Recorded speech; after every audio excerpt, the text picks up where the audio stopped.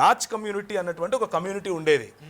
మన బడుగు బలహీన వర్గాలకు దళిత సహోదరులను వాళ్ళు అర్ధనగ్నంగా లేకపోతే పూర్తి నగ్నంగా దేవాలయాల ఎదుట డ్యాన్సులు చేయించేవారు. ఇంతవరకు మన రెడ్డి గారు చెప్పారు ఒక మాట, అంటే భజన చేసేటటువంటి కళాకారులు ఉన్నారు అని. వీళ్ళను కూడా ఎవరైతే నాచ్ కమ్యూనిటీగా పిలిచారో, దేవదాసి కమ్యూనిటీగా పిలిచారో, జోగిని కమ్యూనిటీగా పిలిచారో వీరిని ఉంపుడు గత్తెలుగా ఒక పక్క చూస్తూ, వీరు పెండ్లిళ్ళు చేసుకోకుండా పిల్లలు కనాలి అని చెబుతూ, కాదు వీళ్ళు కళాకారులు అని పేరు పెట్టి వారి కోసము దాన్ని ఏమంటారు, హైకోర్టులో పిటిషన్ వేస్తే కొట్లాడుతూ ఉంటే ఈ సనాతన ధర్మ సంరక్షకులు వచ్చి ఏమంటారంటే ఇది మా సంస్కృతి అంటారు. ఏదండి మీ సంస్కృతి?